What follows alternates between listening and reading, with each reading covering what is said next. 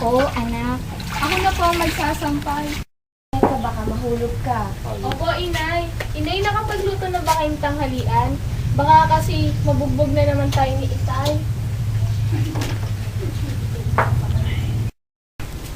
Tay, andyan na po pala kayo.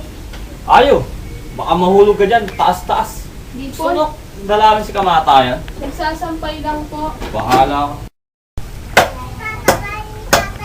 Tik, tanghalian, di pa tapos yung tanghalian. Ay pagkita ka naman sa kalaguyo mo eh. Hindi na lang maluluto na to. Igigisa ko lang tong mugo at pagkatapos ito din na tayong kumain. Eh yung tubig na pampaligo, unasan na? Ihahanda ko na ang tubig. Ihahanda ko na. Apa? Ano yun? Di mo ba naaamoy? Kahit kailan talaga ang kupad mo kumilos?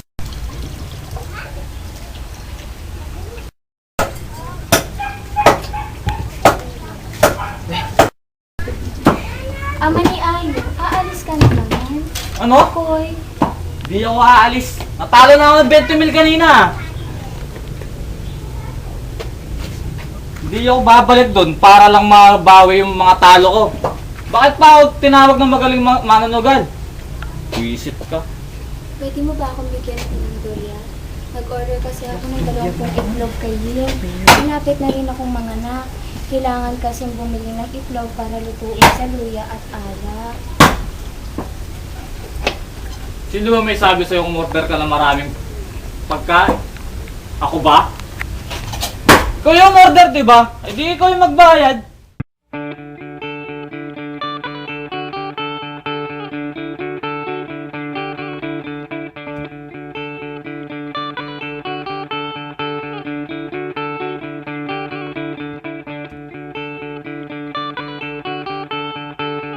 Ganito, napagpasyahan na namin na ipakasal ka kay Liwa. Anak ng isang mayamang negosyante na kaibigan ng iyong ama. Ngunit ina, 15 anyos pa lamang ako. Bakit niyo ako ipakakasal? Para rin to sa ikabubuti ng anak, kaya huwag ka nang mag-alala. Sige po, ina.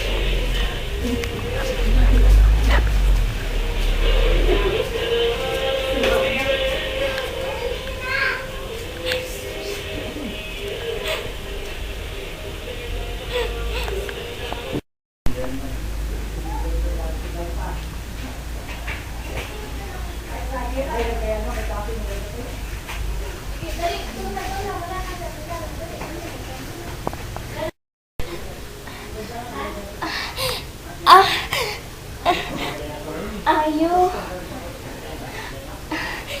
Ayo.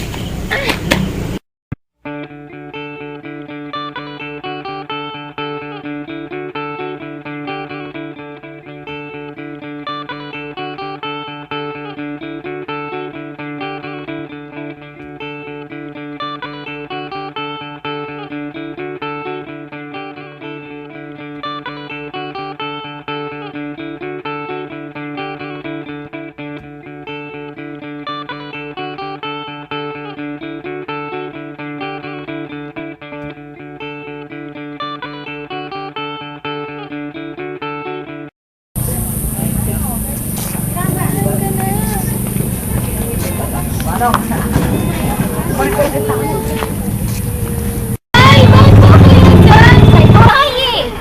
Ay, dinala mo rito ang kapatid mo. Nagising po ako sa iyak na inay. Hinahanap po namin kayo. Pero wala po kayo, kaya po pinuntahan namin kayo dito. Makasipunin kayo.